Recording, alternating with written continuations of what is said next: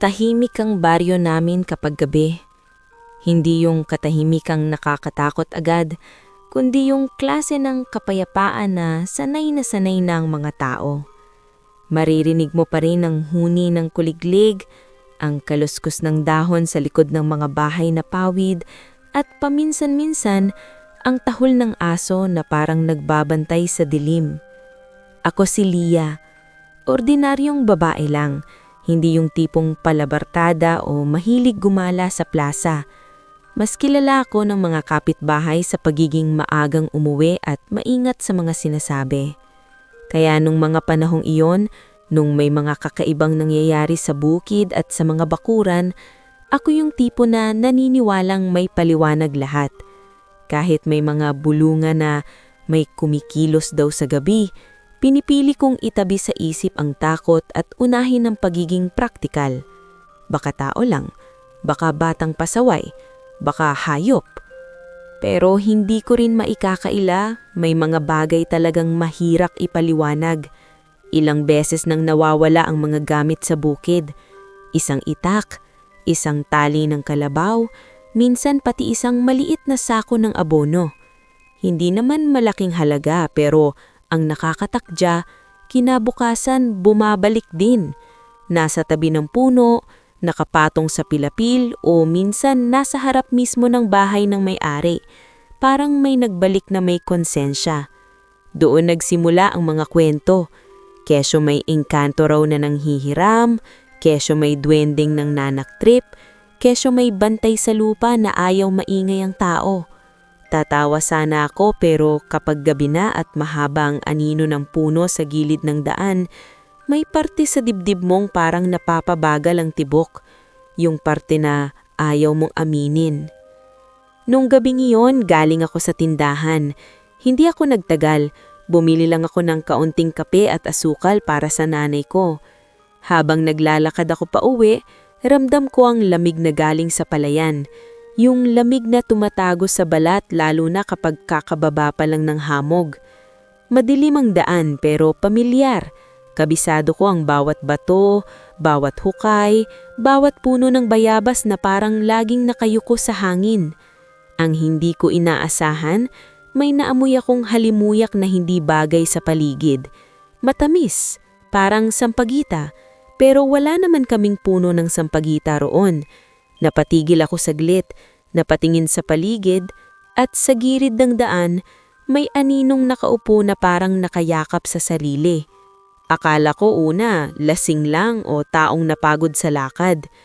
Lumapit ako ng dahan-dahan, hindi dahil matapang ako, kundi dahil may parte sa akin na hindi kayang talikuran ng sino mang nangangailangan. Doon ko nakita ang lalaki.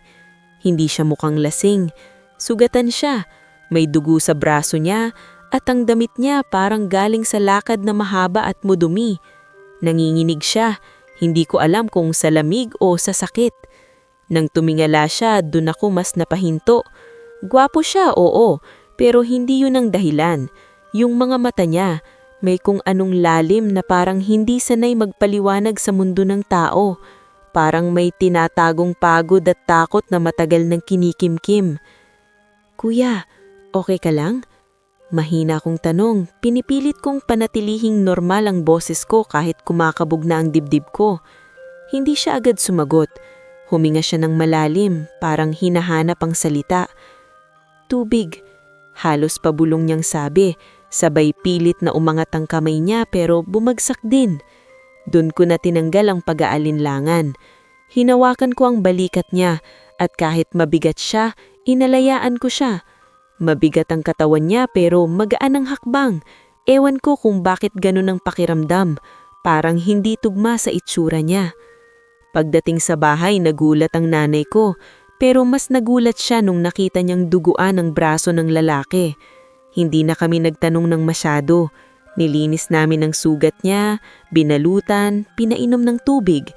Pinahiga namin siya sa bangkong kahoy sa sala, malapit sa ilaw. Doon ko napansin na hindi siya pala pikit. Parang takot siyang ipikit ang mata niya na parang kapag nakatulog siya, may hahabol sa kanya. Tinignan ko siya. Gusto kong magtanong kung sino siya at saan siya galing. pero pinigilan ko ang sarili ko. Sa mga ganitong sandali, mas mabigat ang katahimikan kaysa sa tanong. Bago ako pumasok sa kwarto ko, narinig ko siyang huminga ng mas maluwag at sa unang pagkakataon parang gumaan ang bigat ng dibdib ko. Hindi ko alam na ang simpleng pagtulong ko sa isang sugatang lalaki sa gilid ng daan ang magbubukas ng pintuan sa isang kwentong hindi ko akalang mararanasan ko. Hindi ko alam na sa gabing iyon may pumasok sa bahay namin na hindi lang sugatan, kundi may dalang lihim na kayang baguhin ng lahat. Kinabukasan, maaga akong nagising dahil sa tunog ng kawali sa kusina. Si nanay, kahit pagod kagabi, parang walang nangyari kung kumilos. Ganun siya. Kapag may bisita, lalo na't may sugat, mas bumibilis ang pag-aasikaso niya. Nang lumabas ako, nakita ko yung lalaking dinala namin. Nakaupo na siya sa bangko, tuwid ang likod, parehong kamay nakapatong sa tuhod. Parang hindi sanay humiga sa bahay na hindi kanya. Malinis na ang sugat niya, nakabalot, at ang mukha niya, kahit halatang puyat, mas malinaw sa liwanag ng umaga. Pero may isang bagay na hindi nagbago. Yung tingin niya, parang laging nakikinig sa paligid, parang may hinahanap na tunog na alam lang niya. "Magandang umaga," sabi ni nanay. Inabot sa kanya ang mainit na kape. Napatigil siya sandali sa tasa, parang hindi agad alam kung paano hahawakan ng normal. Hindi naman halatang first time, pero may alanganin siyang kilos. Yung tipo na parang pinag-aaralan niya ang tamang paraan. Tinanggap niya rin, dahan-dahan, tapos uminom siya na parang mas kilala niya ang init kaysa sa lasa. Nang mapatingin siya sa akin, doon niya lang sinabi ang pangalan niya. Mahina pero diretsyo. Ellie. "Anong apelyido mo?" Tanong ko, hindi para mang-usisa kundi dahil sa baryo namin, mabilis ang tanong ng tao. Kapag hindi ko alam ang buo, mas lalo akong mauubusan ng sagot. Napahinga siya, parang may biglang tumusok sa dibdib niya. "Wala," sagot niya. Hindi yung bastos na tono, kundi yung tono ng taong pinipili ang salita para hindi masaktan ng kausap. "Ellie lang." Nagkatinginan kami ni nanay. Hindi na siya nagdagdag ng paliwanag. Sa halip, tumingin siya sa bintana, sa liwanag na pumapasok, at parang may lungkot sa gilid ng mata niya na ayaw niyang ipahalata. Hindi ko alam kung anong klaseng buhay ang pinanggalingan niya, pero ramdam kong ang bawat tanong ay parang tulak pabalik sa sugat na hindi nakikita. Lumabas si nanay para magwalis sa bakuran at naiwan kami saglit. Dito ko unang napansin yung kakaibang pagitan ng katahimikan namin. Hindi ito yung awkward lang na walang mapag-usapan. May pakiramdam na parang may pader sa gitna. Pader na siya mismo ang naglagay para protektahan ang sarili niya. Kaya ginawa ko na lang, tinanong ko ang mga simpleng bagay. "Gutom ka ba? May lugaw dito, pwede kang kumain." Tumanggo siya.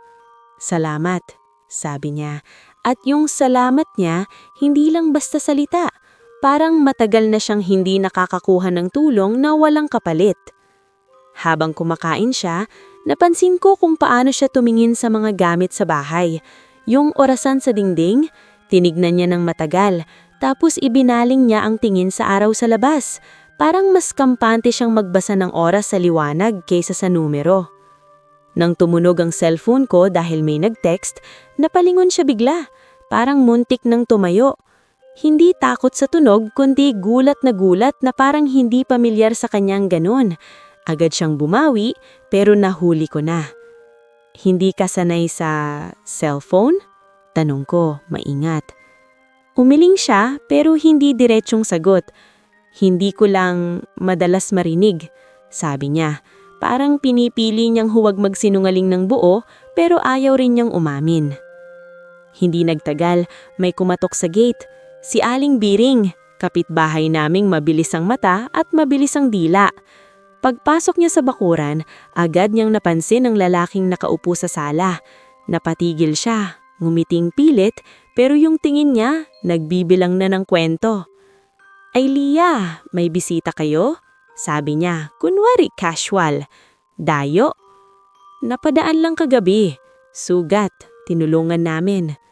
Tumanggo-tanggo si Aling Biring pero hindi nawala ang pag-usisa sa mukha. Anong pangalan?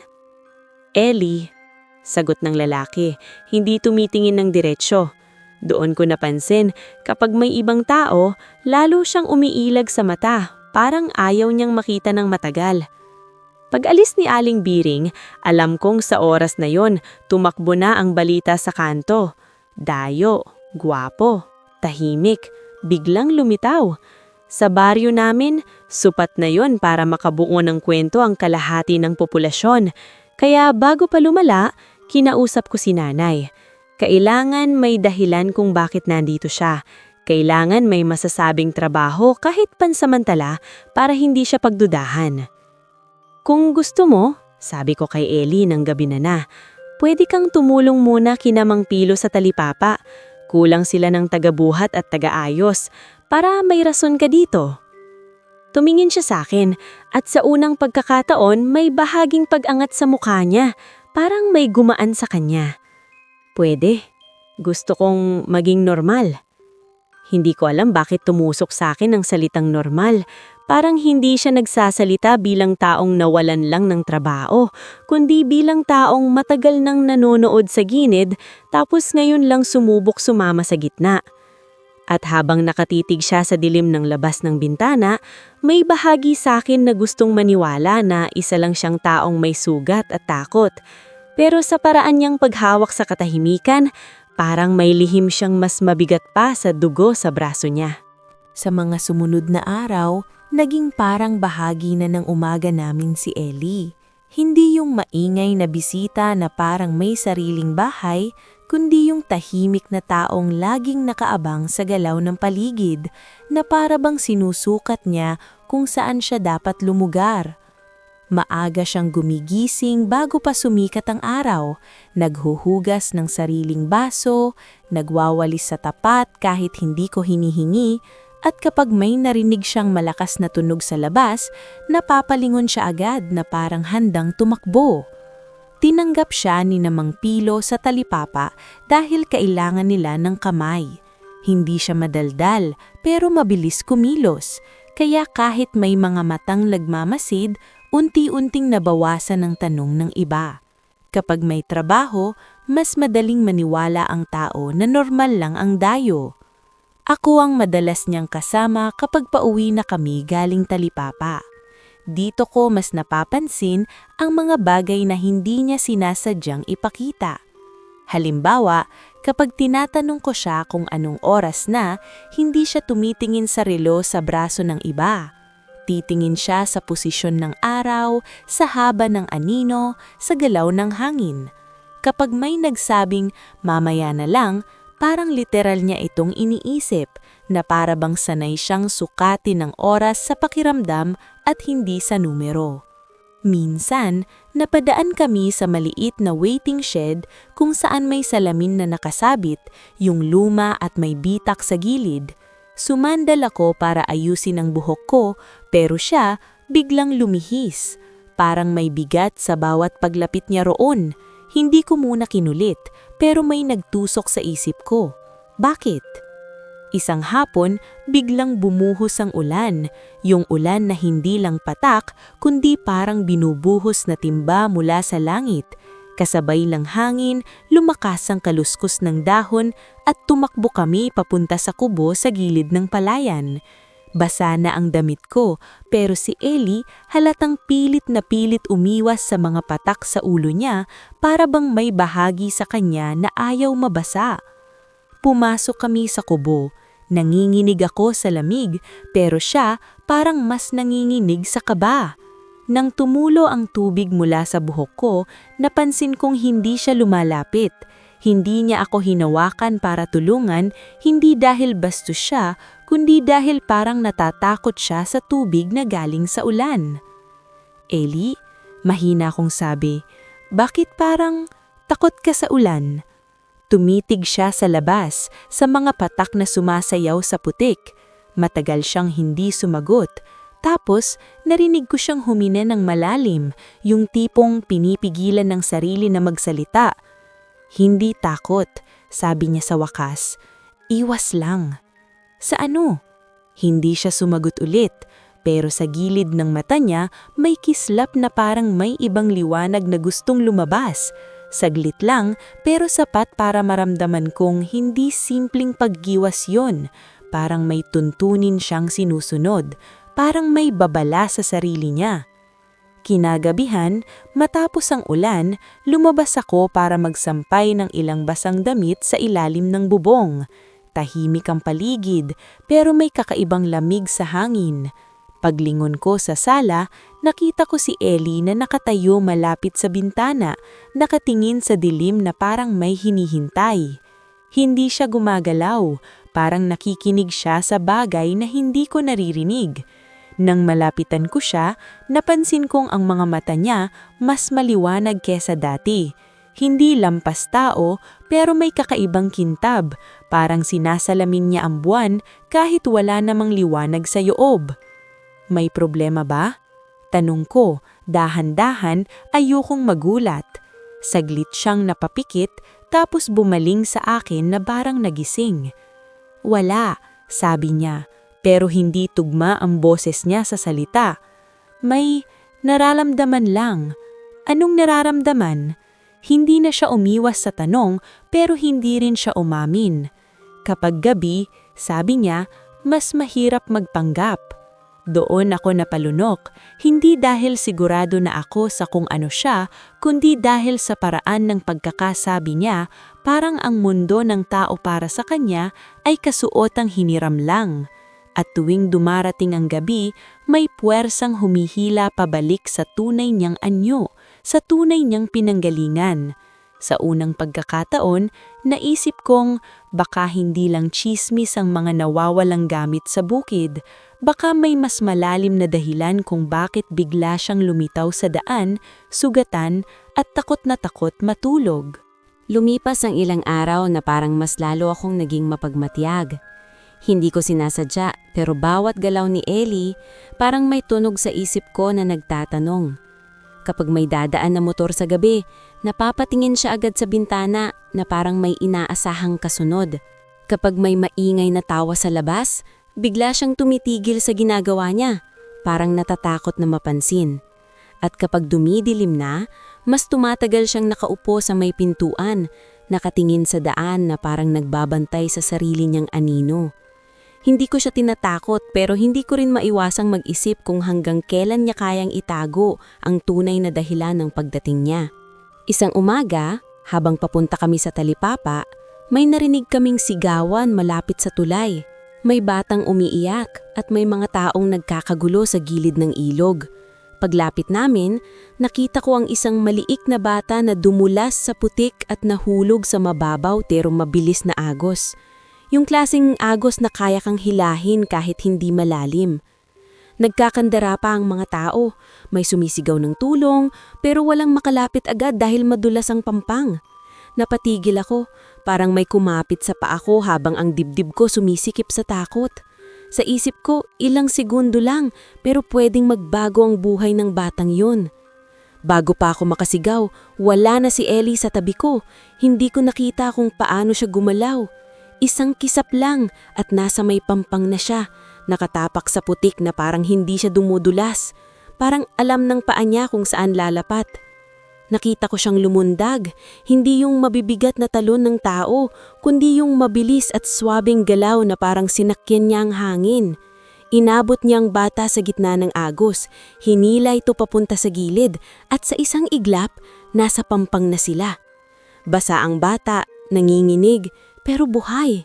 Hiyawan ng mga tao, may napaupo sa lupa sa ginhawa, may umiyak sa tuwa. Ako naman nakatayo lang, nakatitig kay Ellie dahil hindi tumugma ang bilis ng tao ang ginawa niya. May isang matandang lalaki roon, si Mang Isko. Kilala sa baryo na parang may kakaibang pakiramdam sa mga bagay na hindi normal.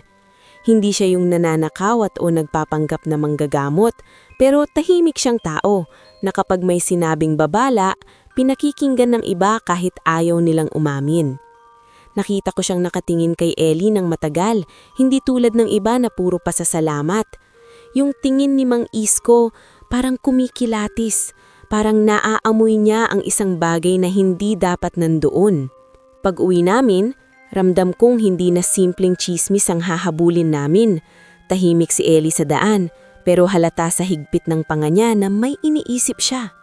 Nang makarating kami sa bahay, hindi pa man kami nakakapasok, nandun na si Mang Isko sa may gate, nakasandal, hawak ang tungkod, at ang mukha niya seryoso.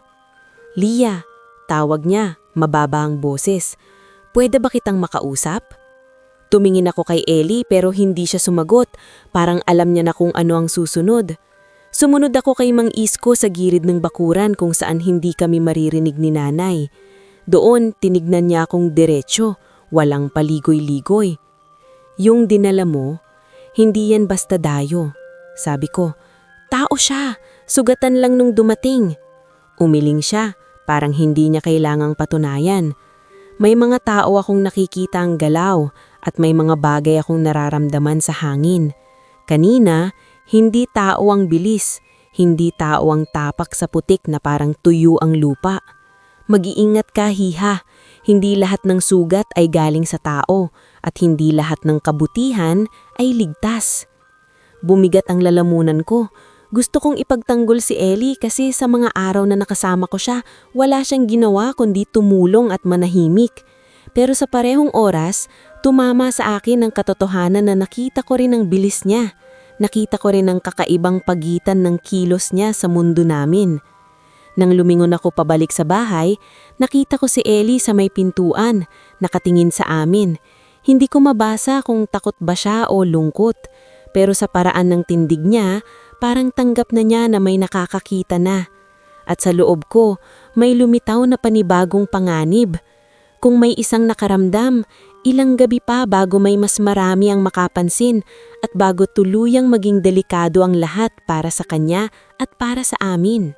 Hindi na ako nakatulog ng maayos nung gabing kinausap ako ni Mang Isko. Kahit nakahiga na ako, parang may naglalaro sa isip ko na paulit-ulit na tanong. Tao ba talaga si Ellie o tao lang ang anyo niya ngayon? Kapag pinipikit ko ang mata ko, bumabalik sa akin yung eksena sa ilog. Yung bilis na hindi ko maipaliwanag. Yung tapak sa putik na parang may sariling daan. Pero sa tuwing maaalala ko rin ng paraan niyang magpasalamat, yung pag-iingat niyang huwag makasagasan ng damdamin, yung kabutihang hindi niya ipinagmamalaki, nahihirapan akong maniwala na masama siya. Ang problema, hindi naman laging masama ang hindi tao. Minsan, delikado lang. Kinabukasan, hindi ako mapakali sa talipapa. Habang nag-aayos ako ng paninda, napapatingin ako sa labas kung nasaan siya, kung okay pa siya, kung may nakaabang na naman na mata. At totoo nga, mas dumami ang mapanuring tingin. May dalawang lalaki na hindi ko kilala, nakasandal sa poste, kunwari bibili ng yosi, pero halatang nagmamasid. Si Aling Viring, pabalik-balik na parang may hinahanap na dahilan para dumikit. At may narinig akong bulong na hindi naman mahina. Baka yan ang dahilan kaya nawawala yung gamit. Baka may anting-anting. Baka may sumpa. Pag uwi namin, tahimik si Ellie. Hindi na siya tumitingin sa mata ng mga tao.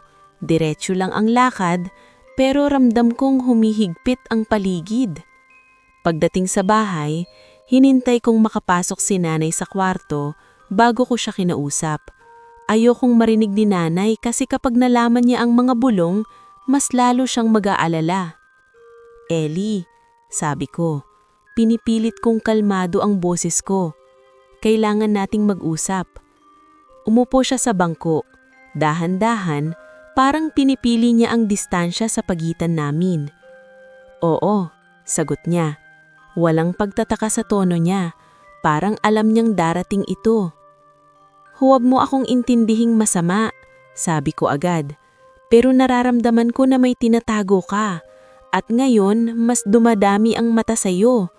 Kung may problema, kailangan kong malaman kasi nadadamay na rin kami." Matagal siyang tumahimik. Nakatingin siya sa sahig, sa mga guhit ng kahoy. Parang doon niya hinahanap ang lakas. Tapos umangat ang tingin niya sa akin.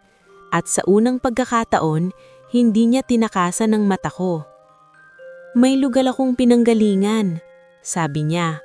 Mabigat, parang bawat salita ay hinihila niya mula sa ilalim ng dibdib.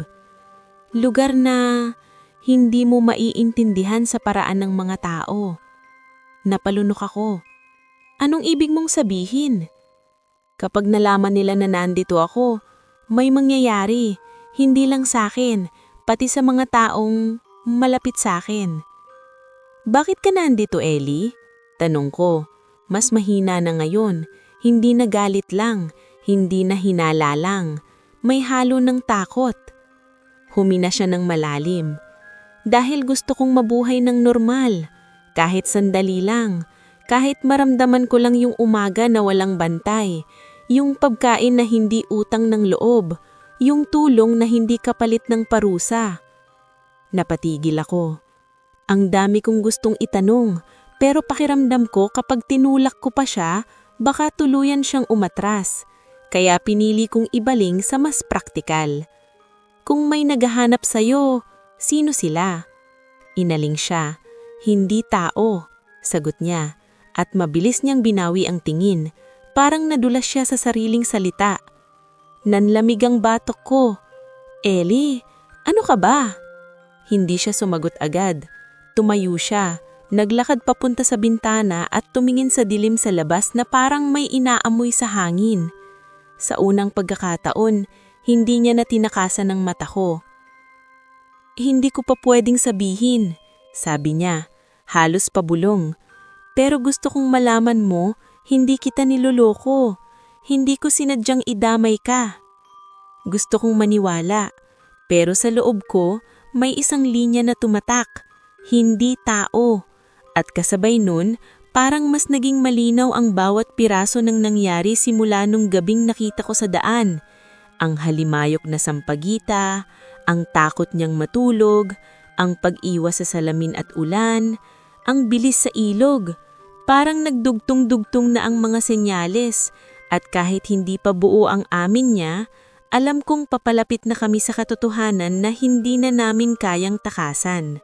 Pagkatapos ng usapan namin, hindi agad nagbago ang mga tao sa paligid. Pero may nagbago sa pagitan namin ni Ellie. Hindi na ako basta nagmamasid lang. Naging mas maingat ako sa mga tanong ko, mas maingat din siya sa sagot. Parang pareho naming alam na may katotohanang nakatago sa gitna. At habang hindi pa ito sinasabi ng buo, kailangan muna naming hawakan ng araw-araw na buhay na parang lubid na hindi pwedeng mapigtas. Mas naging regular ang rutina namin. Maaga pa lang, tulong na siya sa talipapa, pagbubuhat ng sako, pag-aayos ng kahon, paghatid ng paninda sa mga suki ni Mang Pilo. Kapag may matandang hirap maglakad, siya na ang kusang nag-aabot ng kamay. Kapag may batang umiiyak dahil naubusan ng candy, siya ang magpapaiwan ng barya sa palad ni Mang Pilo na parang hindi halata. Hindi siya yung tipo na nagpapakitang mabait. Parang likas sa kanya ang pag-iingat, yung pag-iiwas makasakit, yung pag-iwas maging sentro ng kwento, pero baliktad ang nangyayari. Habang mas tahimik siya, mas napapansin siya ng mga tao. Ako naman, kahit gusto kong umiwas sa tsismis, hindi ko napigilan ang sarili kong sumama minsan sa kanya pauwi, lalo na kapag dumidilim na.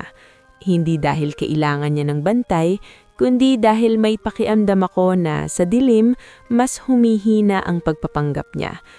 Sa mga ganong oras, mas tahimik siya, mas malalim ang tingin, at parang may hinahabol siyang alaala na ayaw niyang ipakita.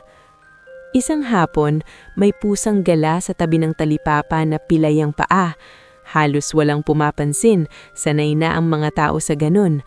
Pero si Ellie lumuhod sa putik, dahan-dahang inabot ang pusa at tinanggal ang maliit na tinik sa paa nito. Hindi siya nagmadali. Parang mas mahalaga sa kanya ang paghinga ng isang maliit na nilalang kaysa sa ingay ng palengke. Napatigil ako sa tabi. Hindi ko alam kung bakit biglang kumirot ang dibdib ko. Sa mundong puno ng pagod at sarili-sariling problema, Bihira yung ganong klase ng kabutihan. Bakit mo ginagawa yon? Tanong ko habang naglalakad kaming pauwi. Ang araw halos lumulubog na, kulay kahel ang langit. Hindi siya agad sumagot. Sa lugar na pinanggalingan ko, sabi niya, maraming batas, maraming bawal, pero may isa akong natutunan, kapag may pagkakataon kang pumili ng hindi makakasakit, piliin mo. Simple lang pakinggan pero sa tono niya parang may bigat ng karanasan. Parang hindi lang siya nagsasalita ng prinsipyo kundi ng pagsisisi. Minsan may dumaan na binatilyo na lasing at nangaasar, tinawag si Ellie ng kung ano-anong pangalan, pati ako dinamay, keso dayo na walang pinanggalingan, nangangagaw ng babae. Karamihan sa tao, tumitingin lang, walang gustong makisawsaw. Si Ellie, hindi pumatol. Hindi niya pinatulan kahit kita kung kaya niyang patahimukin yung lalaki sa isang tingin lang. Hinayaan niya lang. Hinawakan niya ang braso ko para ilayo ako at sinabi niyang huwag kong patulan. Doon ko naramdaman yung kakaibang init sa pagitan namin. Hindi yung kilig na bigla, kundi yung pag-angat ng tiwala. Yung pakiramdam na may taong kaya kang piliin kahit wala siyang obligasyon. Pagdating namin sa bahay, tahimik kaming naupo sa may bakuran. May amoy ng nilulutong tuyo sa kapitbahay, may tunog ng radyo sa malayo, at may buwan na paangat na sa langit.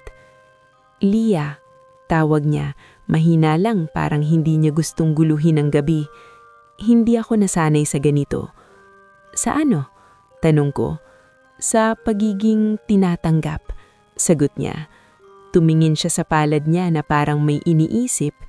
Kasi kapag may tumanggap sa akin, natatakot ako na baka sa huli, ako pa yung maging dahilan ng sakit. Hindi ko alam kung anong isasagot ko, pero sa sandaling iyon, ramdam kong hindi lang siya takas o misteryo. Tao man o hindi, may sugat siyang mas malalim pa sa nakabalot sa braso niya. At sa hindi ko maipaliwanag na dahilan, kahit may takot at chismis, may parte sa akin na gustong manatili sa tabi niya. Parang dahan-dahan na akong nahahatak sa damdamin na hindi ko pa kayang pangalanan, pero malinaw na nagsisimula na itong tumubo. Habang tumatagal, mas nagiging mabigat ang hangin sa baryo.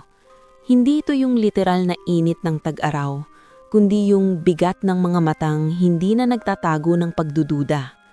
Kapag dumadaan kami sa kanto, humihina ang kwentuhan, tapos biglang bibilis ulit paglampas na kami. Sa talipapa, may mga suking dati ay bumabati, ngayon ay nakatingin lang sa paninda na parang ayaw masangkot.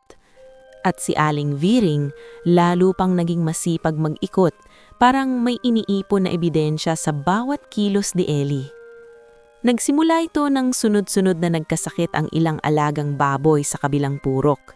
May isa pang pamilya na nagsabing natutuyo ang tanim nilang gulay kahit tama naman ang dilig. Sa baryo, kapag may hindi maipaliwanag, laging may ituturo. At dahil may dayong hindi kilala ang pinanggalingan, madali siyang maging dahilan. May isang konsehal pa na naglabas ng sabi-sabi na baka may dala raw na malas ang pagdating ng hindi kilalang tao sa panahon na maraming kakaiba. Isang hapon, tinawag ako sa barangay hall. Hindi ako sanay doon kaya ramdam ko agad ang paninikip ng dibdib ko. Pagpasok ko, nandoon ang ilang matatanda, ang konsehal at si Aling Viring na parang tuwang-tuwa pa. Hindi nila ako sinigawan, pero ang paraan ng pagtatanong nila parang may hatol na. Lia, sabi ng konsehal, sino ba talaga yung kasama mo? May papeles ba yan? May kamag-anak ba yan dito? Wala po, sagot ko. Pilit na mahinahon. Tinutulungan lang po namin siya. Naghahanap po siya ng trabaho. Bakit biglang dumami ang problema simula nung dumating siya? Singit ng isang matanda. Hindi naman ganyan dati. Gusto kong sumagot ng mahaba, pero alam kong kahit anong paliwanag, hindi madaling baguhin ang isip ng taong takot. Kaya sinubukan kong manatili sa totoo. Hindi po siya gumagawa ng masama. Tumutulong nga po siya sa talipapa. Kung may nagkakasakit na hayop, baka may sakit na kumakalat. pwede naman po nating ipacheck. Napangiti si Aling Viring, yung ngiting hindi ko gusto. Bakit mo pinagtatanggol ng ganyan, Lia? Baka naman may anting-anting yan. Baka ikaw na ang nabihag. Nanlaki ang mata ko. Hindi po, sagot ko. Pero ramdam kong nanginginig ang boses ko sa inis at hiya. Pag-uwi ko, nakita ko si Ellie sa bakuran. May hawak na timba, nagdidilig ng halaman ni nanay. Nang makita niya ang mukha ko, parang alam niya agad na may nangyari. Nilapag niya ang timba at lumapit, pero hindi siya humawak. Parang hinihintay niya kung papayag ako. Anong sinabi nila? Tanong niya, mababa ang boses. Pinapaalis ka nila sa isip nila.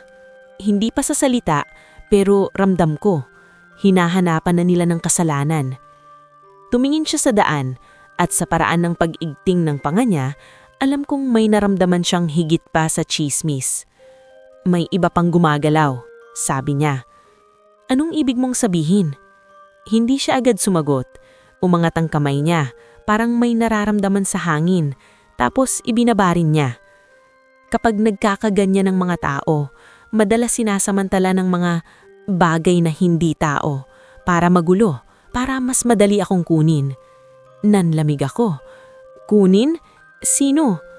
Doon siya tumingin sa akin at sa unang pagkakataon, hindi takot ang nasa mata niya. Pag-aalala. Lia, sabi niya, kapag lumala ito, ikaw ang unang masasaktan. Ayokong mangyari yun.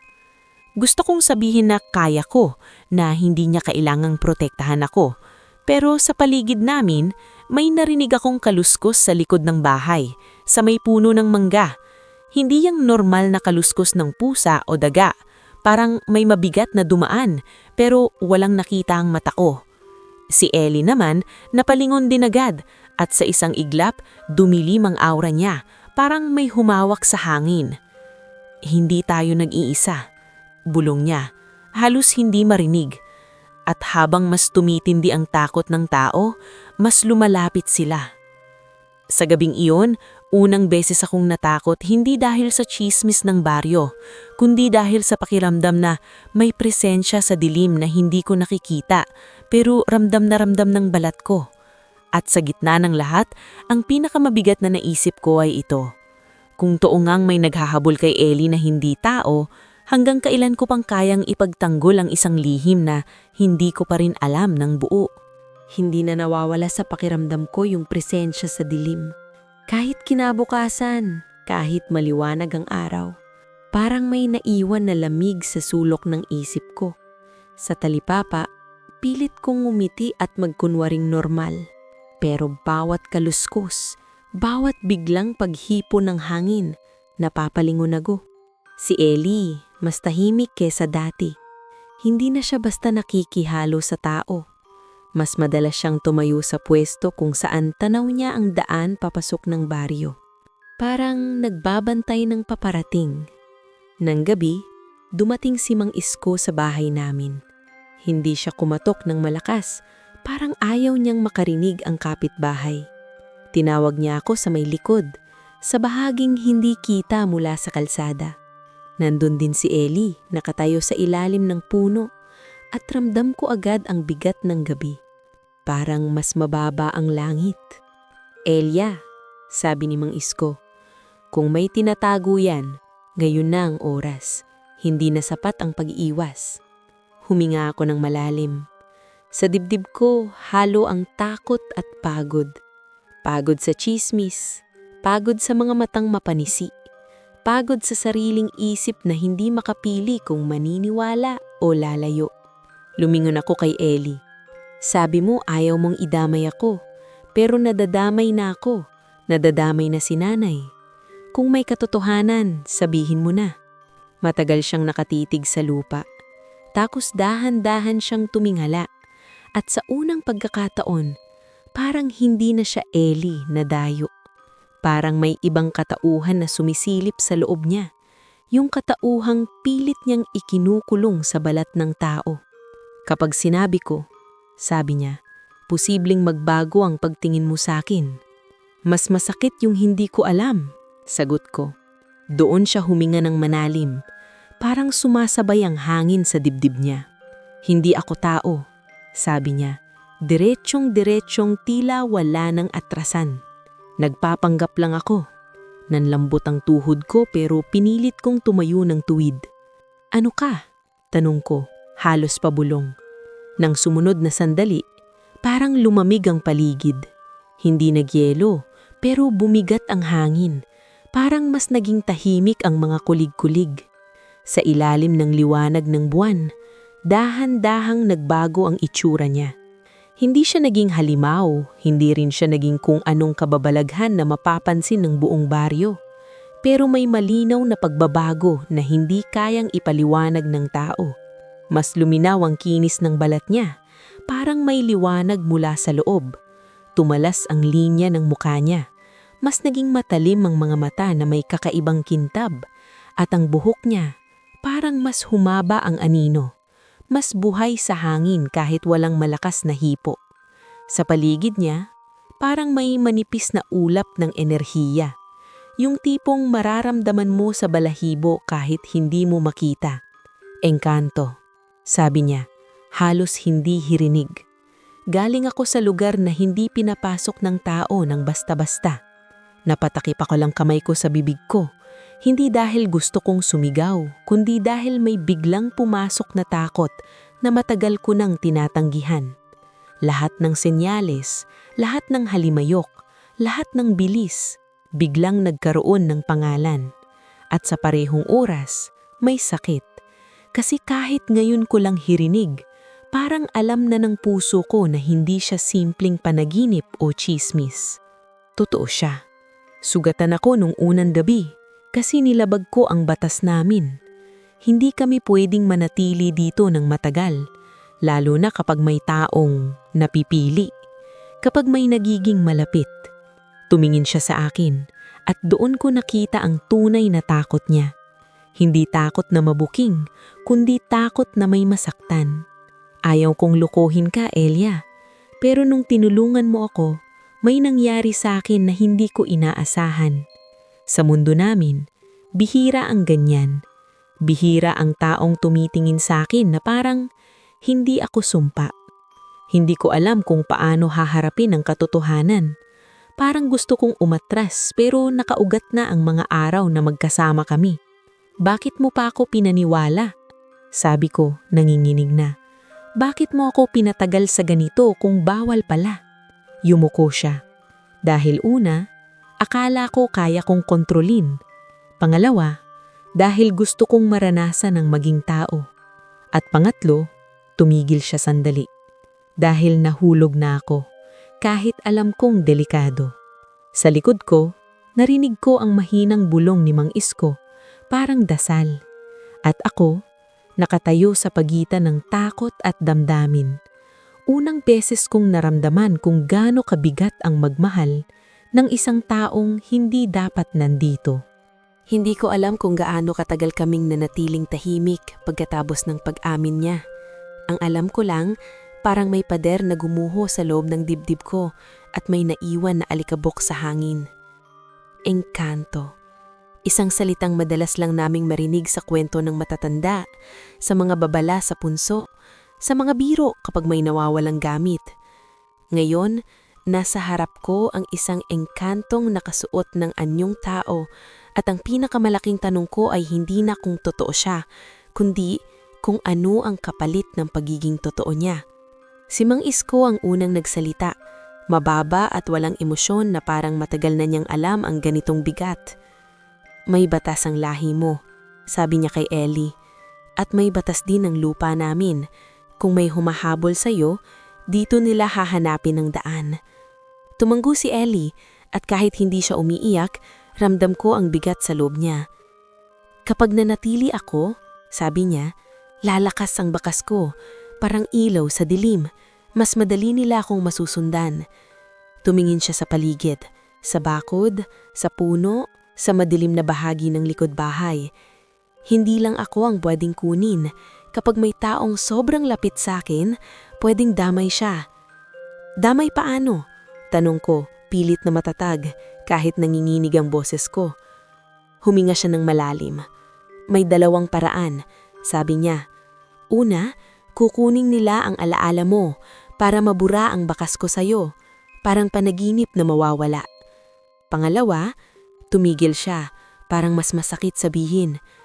Pwedeng mapahamak ka, kasi ang takot ng tao at ang galaw ng hindi tao kapag nagsama, nagiging magulo, at sa gulong yun, may nasasaktan. Naramdaman ko ang pag-init ng mata ko. Hindi ko alam kung iiyak ba ako sa takot o sa sakit. Bakit ganon? Bakit kailangang ako ang mawala o masaktan? Dahil ikaw ang tumanggap at dahil ikaw ang naging dahilan kung bakit gusto kong manatili. Sa sandaling iyon parang gusto kong magalit. Gusto kong sabihin na hindi ko hiningi ang pagmamahal niya. Hindi ko rin hiningi ang kapalit. Pero pagtingin ko sa kanya, nakita ko yung takot na hindi nagpapanggap. Takot na hindi tungkol sa sarili niya, kundi tungkol sa akin at sa bahay namin. Parang buong araw siyang may hawak na basag na salamin at pilit na hindi ako masugatan. Kung ganun, sabi ni Mang Isko, kailangan mong bumalik bago sila tuluyang pumasok. Tumingin siya sa akin, tapos sa kanya. Dahil kapag pumasok sila rito ng buo, hindi na sa usapan matatatos. Parang sinagot ng gabi ang babala.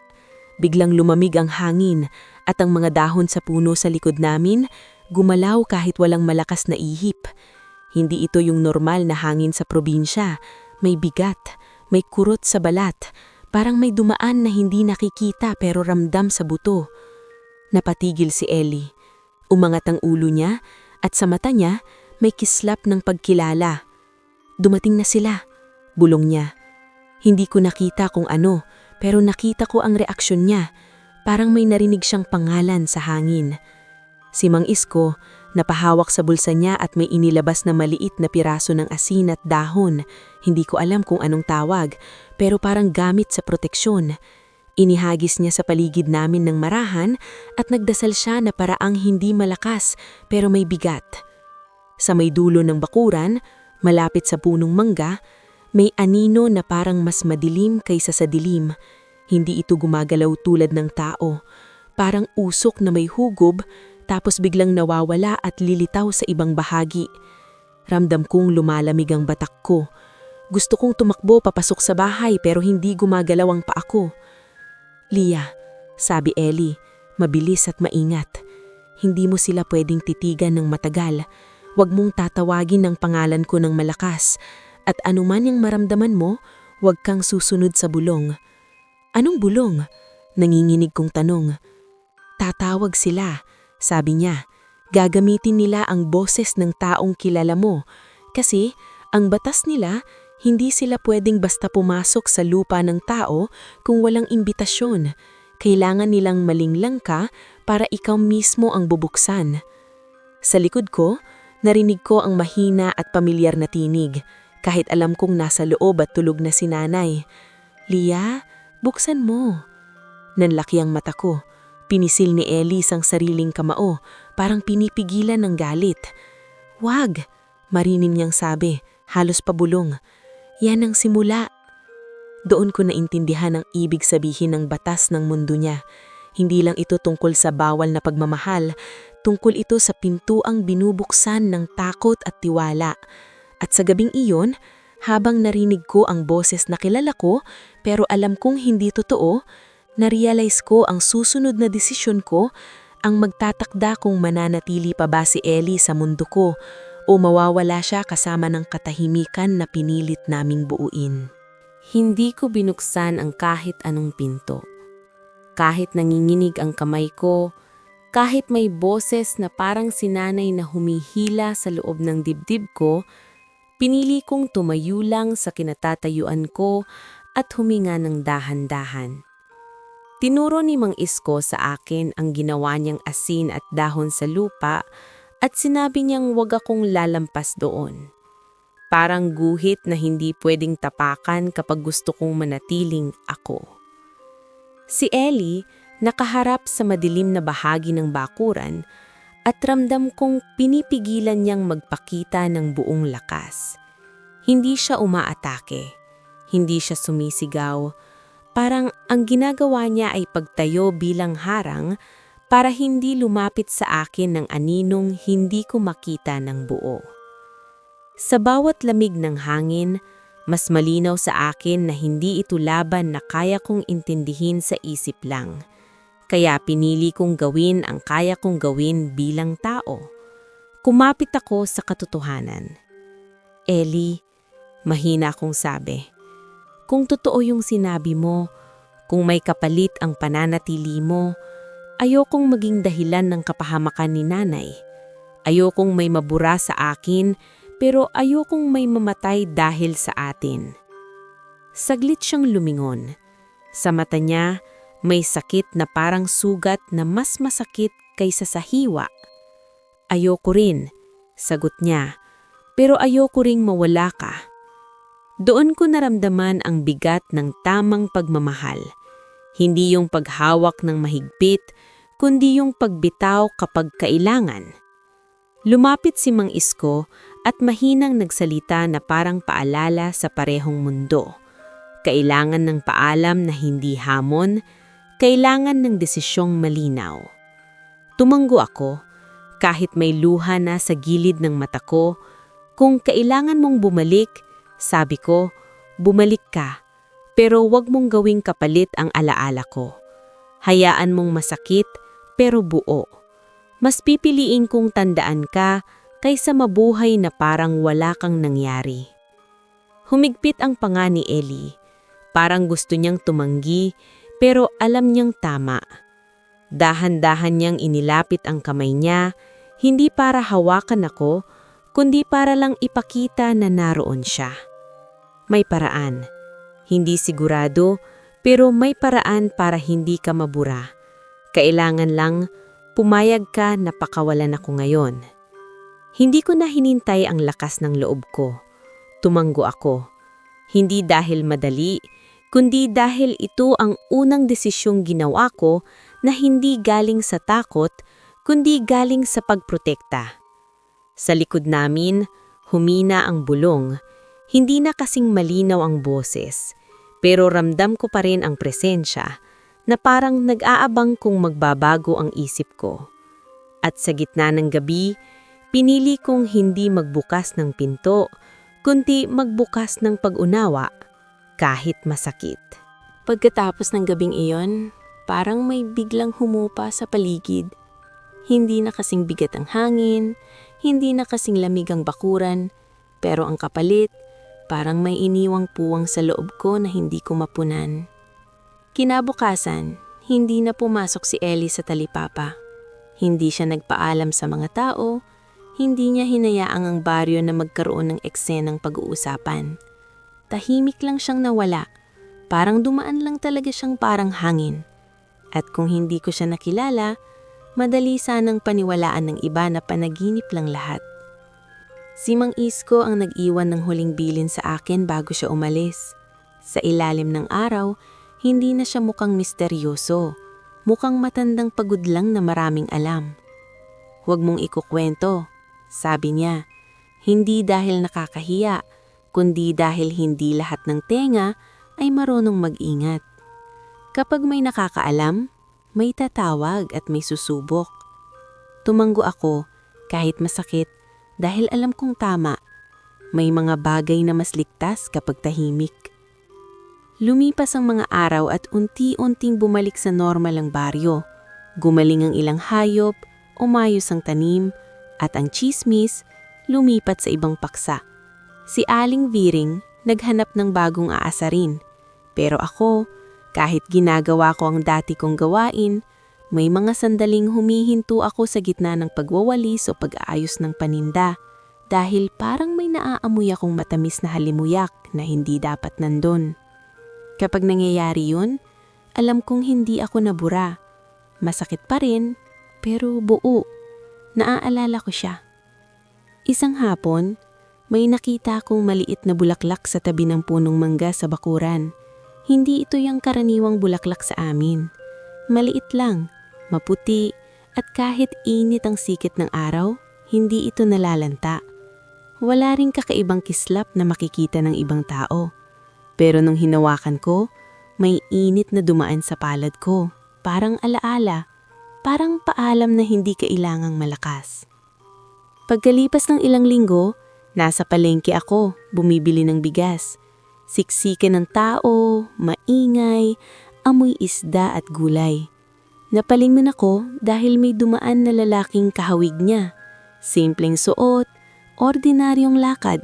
Pero ang tingin, yung tingin na parang alam ang pangalan ko kahit hindi niya sinasabi. Hindi siya tumugil, hindi siya lumingon ng matagal. Ngumiti lang siya ng bahagya, yung ngiting hindi nangihingi, hindi nangangangkin. Tapos nawala siya sa pagitan ng mga tao na parang wala lang.